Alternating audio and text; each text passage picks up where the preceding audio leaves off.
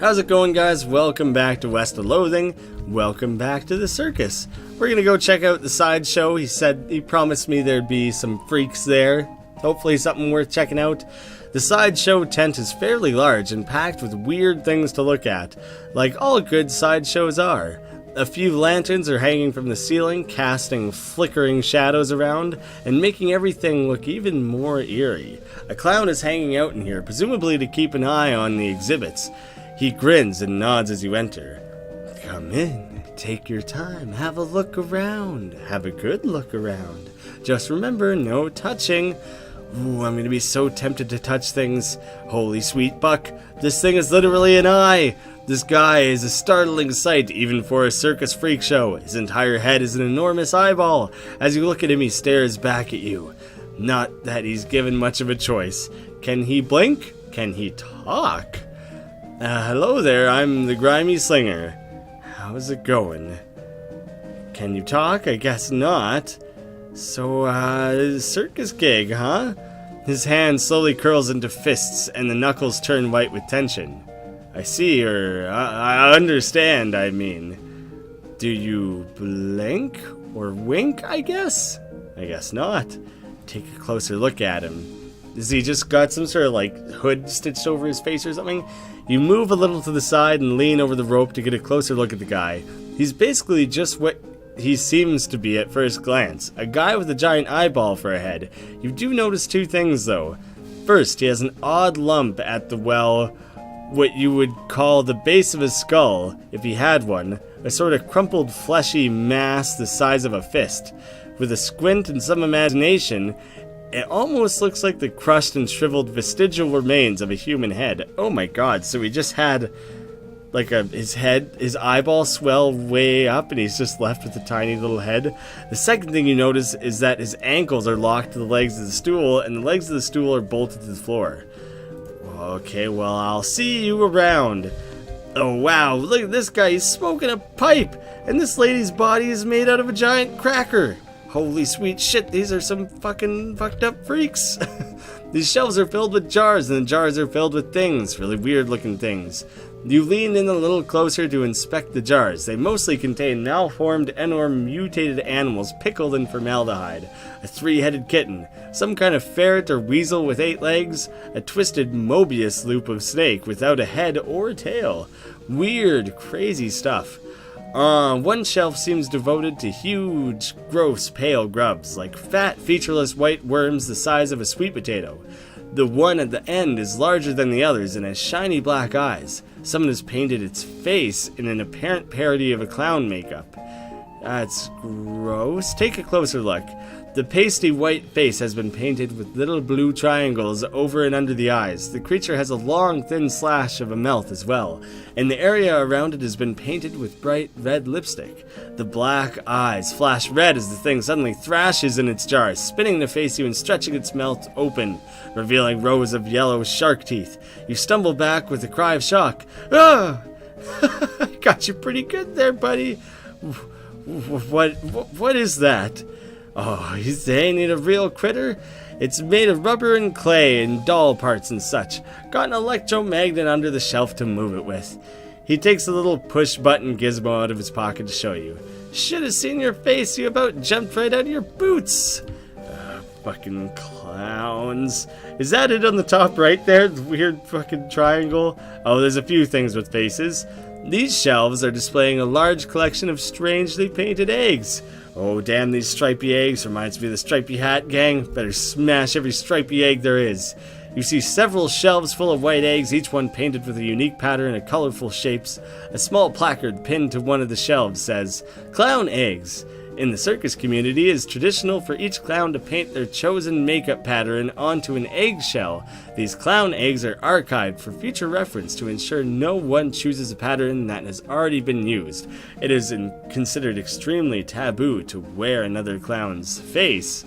And by that, of course, we mean different makeup. We don't mean that clowns are some sort of demons that would go around stealing people's faces. No, no, no. These must be the eggs for the clowns that work in the circus. You recognize a few of them, like the clown here in the Sideshow tent and the ticket seller clown out front. Say, wait a minute, here's the egg for that balloon selling clown. Didn't he tell you there's another guy wearing the same makeup? According to the sign, that seems very unlikely. Inspect them more closely. Hey, step back, please. No touching. Sorry, man. I'm just trying to fucking look at your clown things. Crazy mirrors. Looks like one of those weird bent mirrors that make you look all crazy, as if there wasn't enough crazy looking stuff around here already. Your reflection in the mirror is short and squashed looking, folded up like an accordion. You spend a moment moving back and forth in front of the mirror to see how it changes. It's kind of amusing. Maybe they'll get progressively more or less amusing. This looks to be one of those weird bent mirrors. It makes you look stretched out and thin. Your limbs twist and writhe like snakes as you move around. It's a bit unsettling and your muscles ache a little, sympathetically. And let's see, this mirror somehow makes you look like you're in clown makeup. Bloodshot eyes stare back at you from a pasty white face painted with an odd pattern of red triangles. In the flickering lantern light, it almost looks like he winks at you. Ugh, get away from there. Let's go talk to the mustache guy instead. That would be far less unsettling, far more settling. This man is neatly dressed, though his suit is a bit threadbare and out of fashion. He's smoking a pipe and leafing through a magazine when you stop to look at him. He nods amicably. Hello there, welcome to the Sideshow. My name's Douglas. I'm the grimy slinger. Delighted to meet you. So, what's your deal? Why am I in a sideshow, you mean?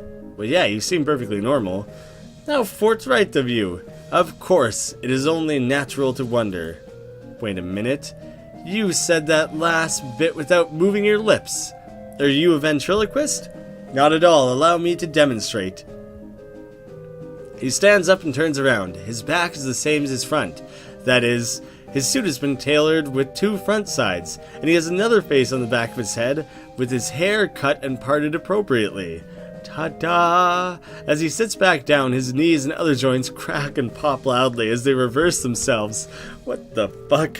Douglas winces slightly, though certainly not as much as you'd expect. What in the sweet, merciful fuck?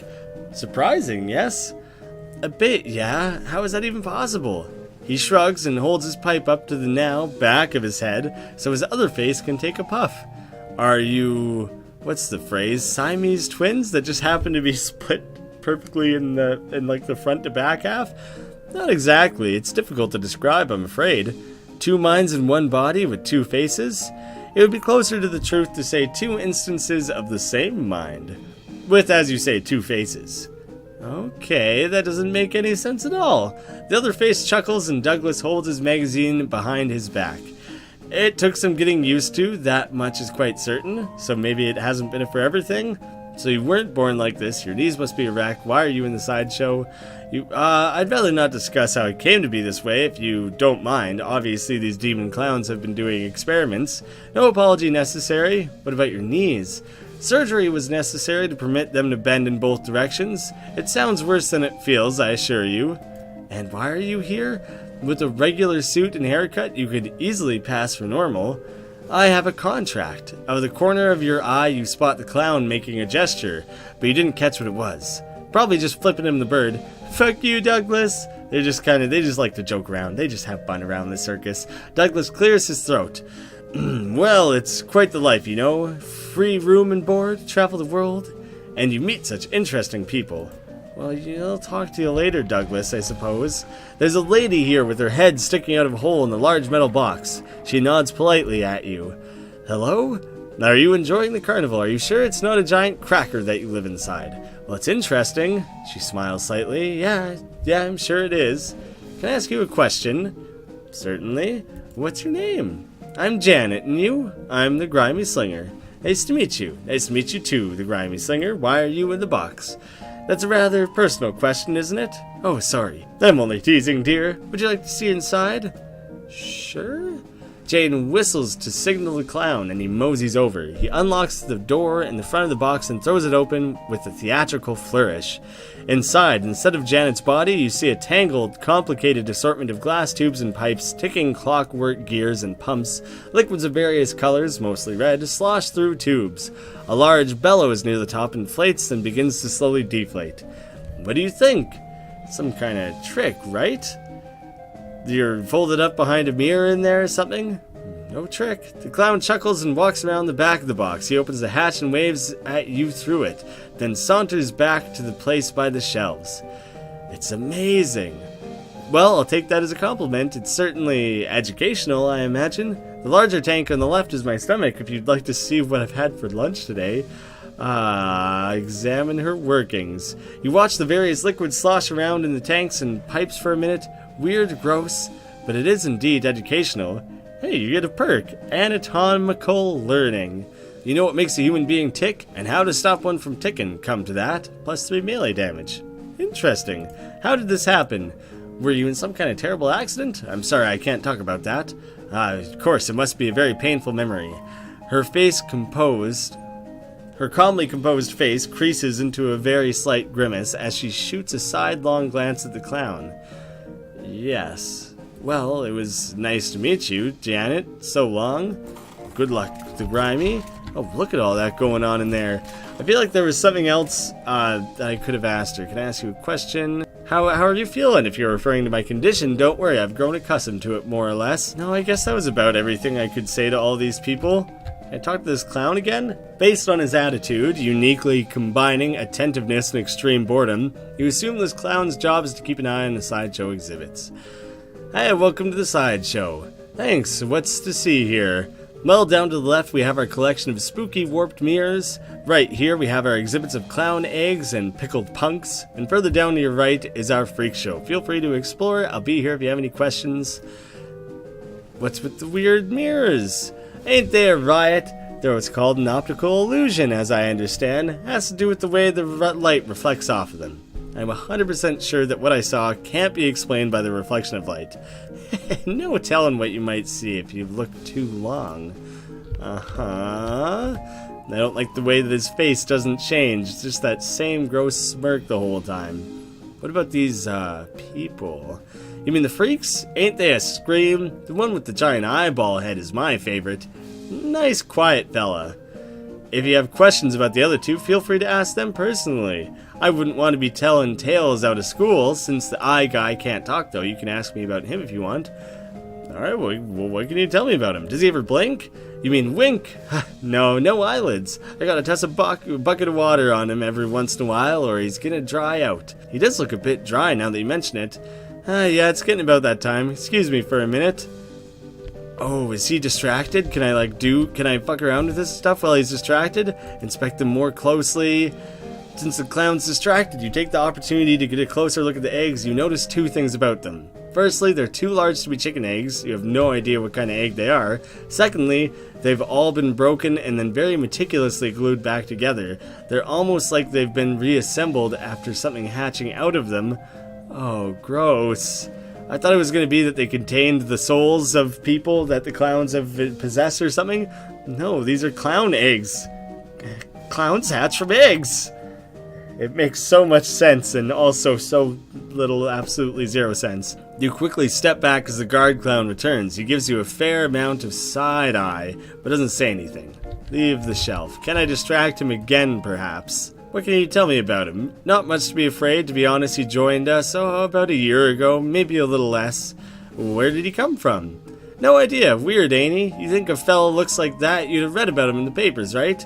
Yeah, it sure is mysterious. How'd he get like that? Couldn't tell ya. I bet you got a theory at least. Well, maybe he saw something no fella should have ever seen. Why's he locked to his chair?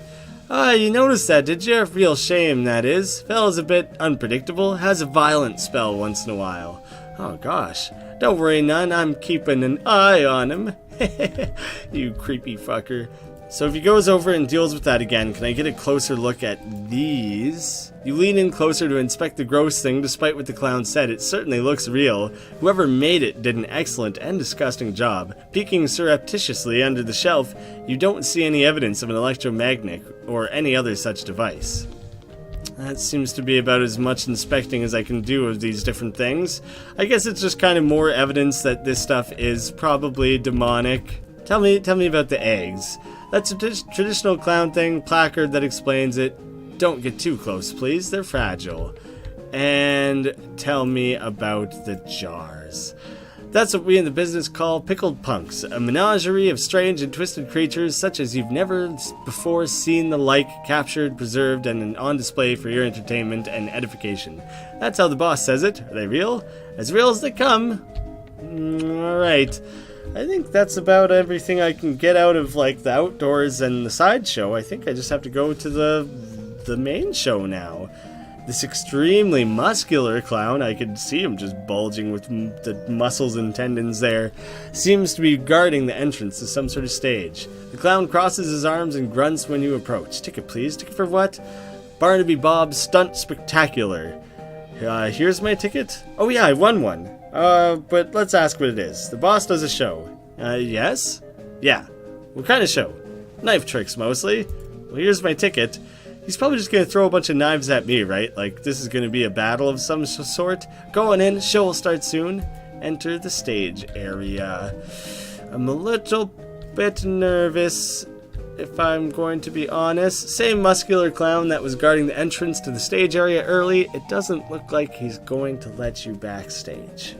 Let's sit in the middle of the audience. You take a seat and a smattering of other patrons appears and sits down as well. Oh, that's good. I'm glad I'm not here alone. Now there will be other citizens to die along beside me.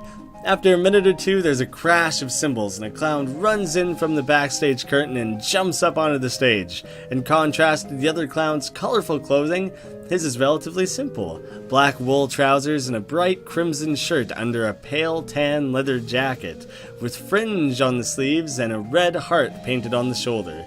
His face paint is plain white without any colored accents, contrasting his curled black mustache and thin goatee. A snappy silk top hat and a rakish tilt tops off his outfit. He doffs his hat and bows with a deep theatrical flourish, and the small audience claps politely.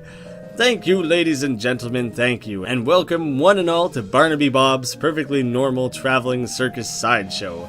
I hope you've been enjoying the attractions and distractions of our little traveling carnival, and now it's time for our star performance, the main attraction. Ladies and gents, put your hands together for... A loud drum roll starts as he gestures to the curtain, and then the cymbal crashes again. He puts his hat back on with a chuckle. Me, Barnaby Bob. Oh, full applause, not just a clap. Hoo-hoo-hoo. Giddy with excitement, what a silly joke he's made. Much obliged, much obliged. You're far too kind. Why, I haven't even shown you anything yet. With a laugh, he flips a large Bowie knife into the air. You didn't even see where he pulled it from. The knife glitters as it spins. He catches it and flips it in the air again, this time catching and balancing it on its point on the tip of one finger. He holds that pose very still for a moment, then jerks his hand out of the way. The knife thunks onto the wood of the stage floor, deep enough that he has to give it a jerk from side to side before he can yank the blade free. He winks broadly to the audience. Wouldn't be any fun if they weren't sharp, would it, ladies and gents? Oh, clap again. He pulls 2 knives from his jacket and begins a flashy, elaborate knife juggling act. 3 spinning blades somehow turn into 4, and then his hat is added into the mix, floating lightly through the cascade of knives without a single scratch.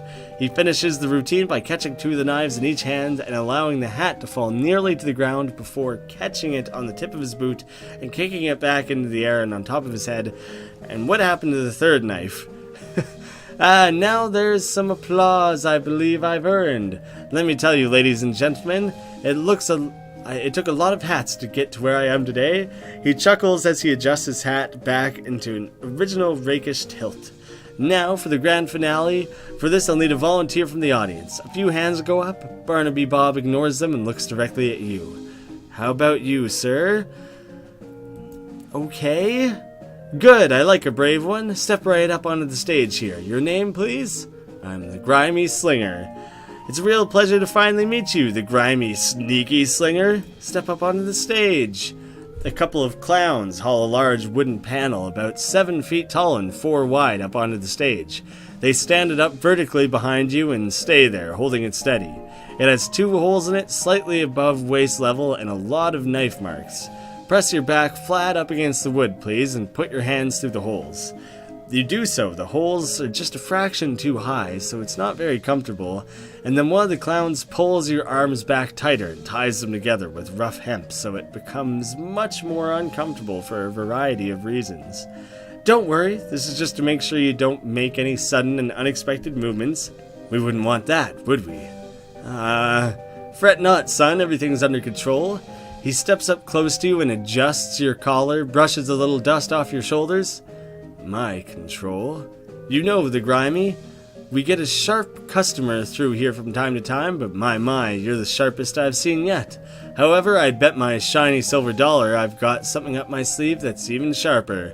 His pupils narrow to vertical slits as he grins at you, revealing rows of pointed yellow shark teeth. As he turns away, you can see the heart on the shoulder of his leather jacket is drawn with a little arrow through it and the word Mum. It doesn't look painted on. Free your hands. You struggle a little, but your arms are too tightly bound. The rough hemp rope digs into your wrists. Barnaby Bob strolls to the other end of the stage and turns to face you. Now, don't worry. This will all be over soon. Just don't move. He has a knife in his hand again and gives it a few twirls and flips. Light reflected from the blade glitters in his eyes, then, without warning, he hurls it at you. Thunk! The knife hits the wood before you can even blink. A hair's breadth from your left ear. Stare him down. Barnaby Bob grins at you as the cloud applauds. Another knife appears in one hand and an apple in the other. He tosses the apple to one of the stage hands who carefully balances it on top of your head. Time for the old William Tell routine. A bit of a cliche, perhaps, but there's a reason it's a classic. Ladies and gentlemen, take a deep breath. The cloud watches with rapt attention as he flourishes the knife, spinning it and flipping it behind his back. Then faster than you can register, thwack! Cold apple juice dribbles into your hair and down the back of your neck. 2 for 2. What do you say, the grimy? Shall we make it one more? Stare him down. Barnaby Bob pulls out another knife and gives it a quick stropping across the pale leather sleeve of his jacket, then whips a colorful spotted handkerchief from his pocket and blindfolds himself. This time, his smile is much colder. I advise you to watch closely, since you're the only one of us who can. Watch closely, then. The crowd laughs, but you don't really hear it. The knife spins in his hand, this time either because of the adrenaline or because he's actually moving slower. You can see the motion of his arm as he throws it. He twists his wrist in an odd way that you don't think he did before. The knife is flying at you. The knife is flying directly at your eye. Oh, are you kidding me? I have to either flinch or not move and I'm gonna fucking move an eye? Oh my god. I mean, this guy's gonna ruin his circus if he pokes someone's eye out in front of everyone, right? Right? Don't move, I think. We've been staring him down this whole time. Just take it. The knife incredibly swerves at the last possible moment. Thunk! You can feel the wood shake from the force as it stabs into the board. The metal is cold against your right cheek. Oh my god, I'm so relieved. I wonder if I actually would have fucking lost an eye. The audience erupts into cheers as Barnaby Bob removes his blindfold and pumps a fist triumphantly. One of the stagehand clowns unties your wrists and helps you get your arms out of the holes. Bob takes your hand and raises it into the air victoriously. Well now, ain't he a good sport, folks? And as brave a target as I've ever had, take a bow, the grimy slinger. Oh, yes, I will. You bow to the cheering crowd, carefully keeping your eyes on Barnaby Bob. He bows as well, removing his hat with an elaborate flourish, and then he takes a slip of paper out of it. As a token of appreciation, I'd like to give our star volunteer a gift. A year's supply of dynamite. Use it in good health. Hey, awesome. That thing that was like $7,000. I just get a supply of it. Good. As he hands you the coupon, the clown leans in closer to your ear and whispers, "This is the only warning you'll get, boy. Maybe I was never going to get stabbed. Maybe the knife was going to miss me either way. Coupon for a year's supply of dynamite? Barnaby Bob gave you this coupon for a year's supply of dynamite." How did he know? Barnaby Bob waves and blows kisses to the crowds as you climb down from the stage. He disappears through the backstage curtain, and everyone gradually disappears. Well, that was terrifying. Let's get in the hell out of here. He makes no move to stop you. Where the hell did I just walk out to? What is this? This little trailer's probably Barnaby Bob's office. Examine it. The wagon is old but well maintained. A brass plaque on the door reads Barnaby Bob, confirming your suspicions. Peek in the window, knock on the door politely, kick in the door rudely. Peek? You see Barnaby Bob sitting at a desk. He seems to be inspecting a large map, but you can't make out any details. Knock politely? You knock on the door. Come on in, Barnaby Bob calls. Enter. You? Here, I thought I made myself perfectly clear the last time we met. And yet you knock politely and walk straight into the lion's mouth? You are either extremely brave or extraordinarily foolish or unbelievably drunk, my boy. Both, I might hazard to guess. All three, since I added one extra option. I've got some questions that need answered. And you think I'm going to answer them? If I didn't find you amusing, I'd have vanished you off the face of the earth for what little you know already. I appreciate that, but I can't leave the situation unresolved. What curiosity did to the cat is going to seem like a Sunday picnic compared to what I'll do to you if you anger me, boy. Go ahead and ask your questions, but bear in mind I already gave you a fair warning. Who are you? What are you doing here? What are you plotting? How about just a simple who are you? He smiles sarcastically at you. I'm Barnaby Bob, at your service, sir. You know what I mean. And if my estimation of your intelligence was not entirely off the mark, you already know the damn answer. You're wasting my time and yours. You have precious little. What are you doing here? Straight to the heart of the matter. Well, now, I had you pegged as a clever one, so why don't you tell me? You're here on a murder spree? You're here because of the cows? Perhaps you've got a brain rattling around in that skull of yours after all, boy. That's correct. The cows came home, as you say, and we followed them. Why? Don't disappoint me now that you've impressed me, kid. Think about it. Your age-old enemy that you've been fighting since time out of mind ups and leaves. No farewell, no postcard. Wouldn't you want to know what the hell was going on? You don't know? Dear, oh dear, I've gone and said something I probably shouldn't have. Buddy, you are treading on some dangerously thin ice right now. I hope you're thanking your lucky stars that I consider you to be essentially insignificant. I can hear those gears ticking in that 3-pound dog's dinner you call a brain, son. Now it's my turn to ask you a question. How are you going to convince me that I shouldn't just make you disappear like a fart in a tornado? Well, make it good, the grimy slinger. Make it good because you get one chance at this. You need me. I have friends in high places, dangerous friends. It would be a waste of your time. You have already wasted so much of my time, boy. I think I can spare a little more.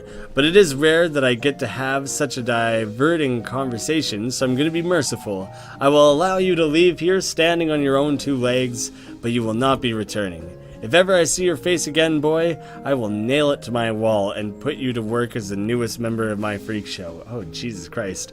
He calls for the guard clown and has him escort you back to the midway. You end up face down in the dirt outside the stage entrance.